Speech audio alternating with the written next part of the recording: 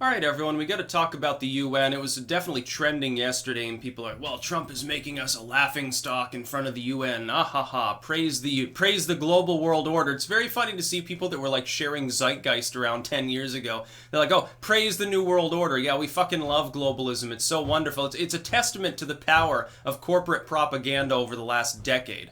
Really, the latter-day Bush and Obama administrations propagandizing to the Western world. Yeah, the fact that you're paying more taxes, the fact that there's higher chronic unemployment, the fact that we're exploiting the third world just as much as before, if not more, the fact that a lot of your cheap-ass products are made by like slave labor in China, the fact that we have an out-of-sight, out-of-mind sort of mentality on environmentalism whereby third world nations can pollute all they want, but over here, don't you dare use coal. The fact that all these stupid things are happening is a good thing, and if you disagree, you're bigoted, basically, or you're outdated. This is the wave of the future. Just get used to your fucking corporate masters. Just get used to the machine and mensch. You know, you're the little people, the proles down underground in the workers' city. That's basically what they're trying to construct. They're trying to convince you. It's like the other day, there was a reposting of an Economist article. And they're like, oh, if we lived in a world with open borders, we could add $80 trillion to the world economy. Oh, that sounds great on paper. Who do you think gets that 80 trillion? You? Do you think that you're the one that's going to gain that wealth? Do you think it'll be evenly spread among the entire population or given to the little people? No, there'd be even more unemployment. There'd be more widows and orphans and shit to take care of. The productivity, peanuts would be handouts, breadcrumbs would be given to them, and 90% of that wealth would end up in a few thousand people's hands. George Soros would be the world's first trillionaire probably at that point. Yeah, he'd love it. Businesses, corporations, governments, militaries, they'd be the ones absorbing the productivity. That's the whole point of globalism. Yeah, growth is so high, but it doesn't trickle down. It's literally, if you want to talk about trickle down voodoo economics, you're talking about corporatism. By the way, Ronald Reagan was a corporatist. He wasn't a true capitalist. He loved corporate entities. He loved monopolization, loved fucking trust. He never was a trust buster or anything. Meanwhile, the progressives, the initial progressive ethos had nothing to do with, oh, we need to give people more welfare for welfare's sake. No, it was about holding capitalism accountable because it was starting to strangle itself. It was about perpetuating capitalism. Oh, monopolies tend to violate the concept of a free market society. So we got to break them apart when a business becomes overly burdensome. To prevent it from strangling competitors that have a right to compete, we're going to bust the trust. We're going to take care of the monopolies. It's not far left. That's a far right sort of view economically. It had nothing to do with leftism. Unions, the first concept of unionization, it's not a far left principle. Today, unions, they're like, well, we want to force people to join our union.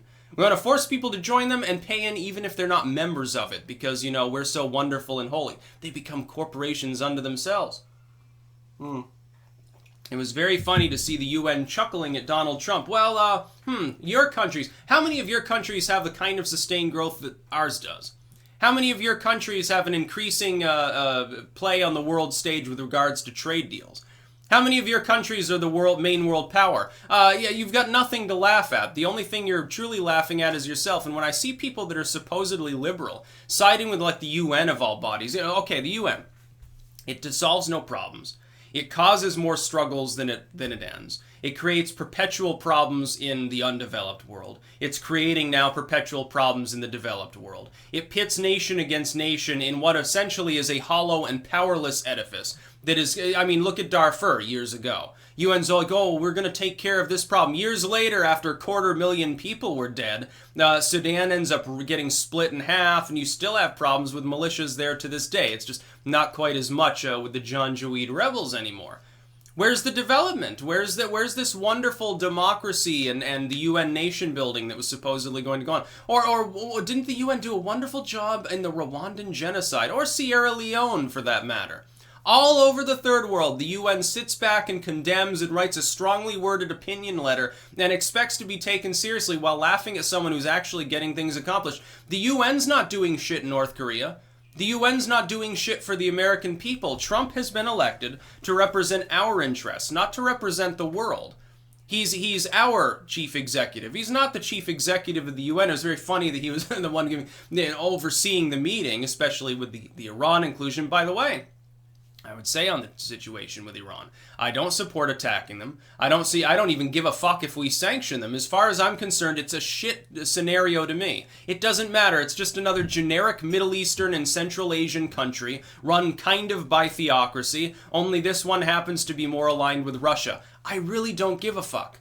I really don't give a shit about Iran. No, I would never support striking them, but I'm not going to support the UN sitting there laughing at the United States. What are you accomplishing? Especially when primarily that laughter, it's coming from like Western Europe, of course. It's coming from Western Europe, Canada, and some of these countries. What are you accomplishing right now? Your governments, you look at like Macron's approval or Theresa May or Trudeau. It's lower than Trump's. There's a reason for that, because your economies suck right now. The UK can't even decide whether it's in the EU or not at this point. Is the Brexit still on? I think legally speaking it is. I think that Juncker and Junkface and all of his cohorts won't let him be in the EU at this point.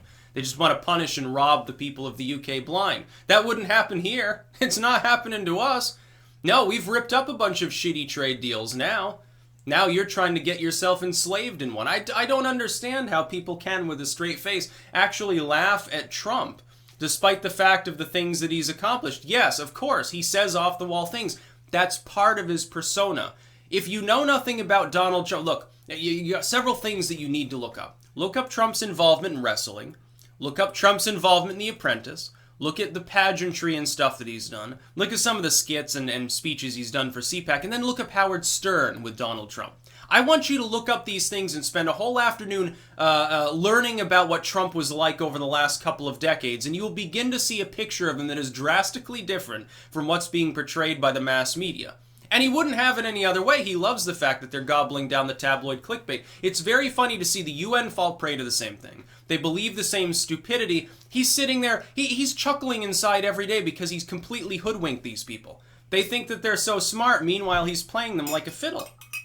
He's got them chasing ghosts. He's got them laughing at things that are very tangibly good for this country. He's actually gotten them to laugh at the concept that the leader of the United States would primarily represent U.S. interests, would primarily represent the U.S. economy, U.S. military power, not going off and hopefully not going off and attacking people for other countries. Oh, the UK says it's a good idea. David Cameron says George W. I think that I'll side with him.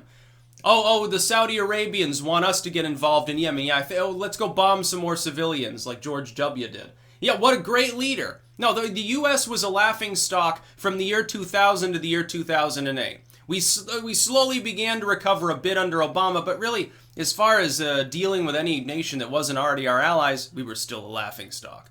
Trump, meanwhile, he gets along famously with Jinping and Kim Jong-un and Putin and all of the hardest people to get along with, because he understands them. Merkel doesn't understand them. The Western Europeans are making the same mistake they've made for centuries and centuries, which is, if we simply sign a piece of paper and say the Queen says so, if we sign our names here and it sounds very flowery and theatric and it sounds really classical and great on paper, everyone must adhere to it.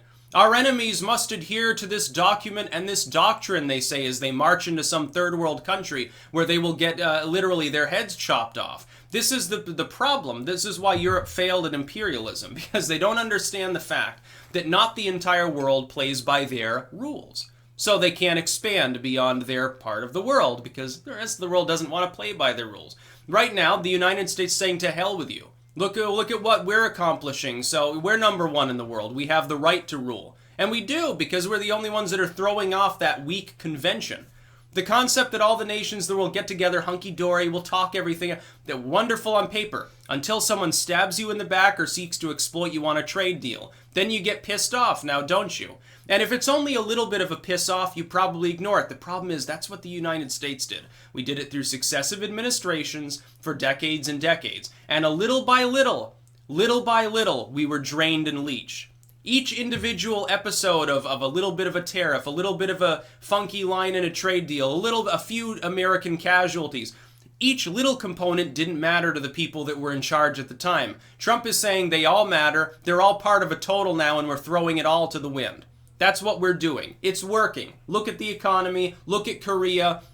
I think things are going fine. Oh, but Trump is bigoted and tyrannical, you may say. That's funny, I don't feel tyrannized. Trump is saying, no, I don't want to disarm you, and by the way, here's more of your money back at the end of the year. How's that tyranny? Oh, I don't think that corporations should censor what people believe in or what they should say. I don't think that economic edifices should discriminate against our population. I don't think that, people from the third world should be used as slave labor by a bunch of cheap-ass corporations here. How is this tyranny? No, tyranny is the UN, what the UN does. Oh, we're going to have limitless migration, so we're going to leech the donor nation. We're going to fuck up the host state. We're going to try to make it all legal. It's like when the UK comes out in regards to South Africa's land grab. And Theresa May says, well, as long as it's legal, this is a wonderful idea. So basically, you have no problem with tyranny so long as it's legal. This is the whole thing the UN is based on. It's okay to tyrannize nations. It's okay to abuse any state that disagrees with the rest of the nations in the world. It's okay. We've made it legal by a post-national authority. We don't even need to bomb you. We'll just lock you out of the world economy and let your people starve. You'll see the light. How is this not abusive? If you support this sort of global imperialism, which is really what it is, it tends to be led by a handful of the most powerful military nations in the world. If you support that, I hate to say it, you're a fascist. You're an imperialist. You're not a liberal. You're certainly not a conservative. No, you're an authoritarian. You're a tyrant, basically. Meanwhile, they want to talk about how Trump, he believes in some degree of civic nationalism, therefore he's a Nazi. No. That's not what happened. No, that's totally wrong. Who had a problem with the Nazis initially when they're building what was essentially a nation-state model? Did the UK get involved? Did France get involved? Did the US get involved? Did Russia attack them? Nobody did anything until they invaded Poland. So, don't fucking tell me that a post-national body's capable League of Nations, UN, whatever the hell it happens to be, don't tell me that it has any effect. Don't tell me that it has any moral judgment on any other nation. It doesn't. It's a weak edifice that will rip itself apart in due time, and the world will be better off for it when it collapses, ultimately. That's about all. Peace out.